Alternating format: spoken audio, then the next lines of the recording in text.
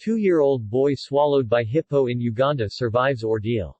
In a bizarre incident within the Queen Elizabeth Conservation Area, a 2-year-old toddler was attacked and swallowed by a hippopotamus before being spat out. Miraculously, the child survived the ordeal. The Territorial Police in Katwe Kabatoro, in Kasese district located within the Queen Elizabeth National Park Conservation Area in western Uganda registered the incident on December 11, identifying the victim as Iga Paul, who was swallowed headfirst halfway into the hippo's gut. The victim had been attacked on December 4, 2022, at around 3 p.m., while playing at their home in Ruanjubusel, Lake Katwe, Kabatoro Town Council in Kasese district.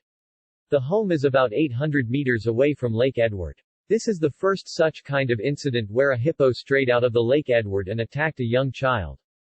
According to the police report, it took the bravery of a one Crispus Baganza, who was nearby, to save the victim after he stoned the hippo and scared it, causing it to release the victim from its mouth. The victim was immediately rushed for treatment to a nearby clinic, for injuries on the hand and later transferred to Biwera Hospital for further treatment. He recovered fully and was discharged, after receiving a vaccine for rabies. He was, thereafter, handed over to the parents by police. According to a neighbor, the young boy was swallowed by a hippo in their compound. After like 5 minutes it vomited him out. The mother rushed him to the hospital thinking he was dead. There he is alive and kicking.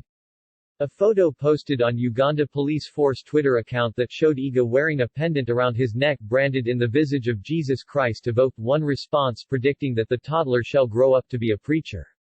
The likelihood that this boy shall become a born-again pastor is high.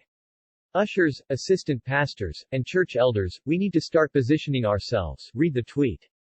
Comparisons have been made with the biblical Jonah who survived in a whale's belly for 3 days by divine intervention, whereas little Iga Paul survived for 5 minutes halfway into the hippo's gut.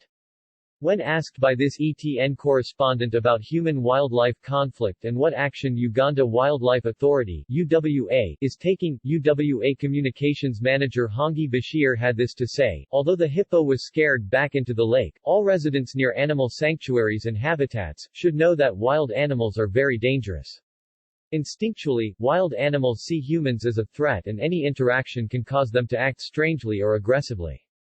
We want to remind all residents of Katwe Kabatoro Town Council, which is located within Queen Elizabeth National Park, to remain vigilant and always alert UWA rangers about animals that have strayed into their neighborhoods. When pressed on, he said, "Surely my brother, why should we even discuss whether a hippo swallowed and vomited a kid or not?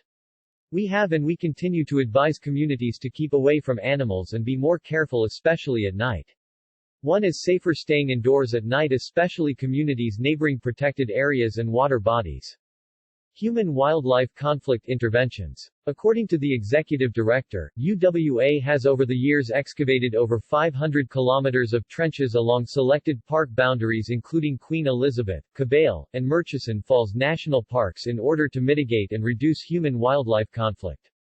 They are 2 meters wide by 2 meters deep trenches and are relatively effective against large mammals.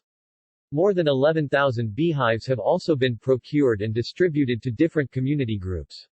The hives have been installed along the protected area boundaries. In 2019, in a bid to stem human-wildlife conflict, Space for Giants Club funded electric fencing stretches 10 kilometers from Kiambara Gorge to the eastern boundary of Queen Elizabeth National Park in the Rubirizi district.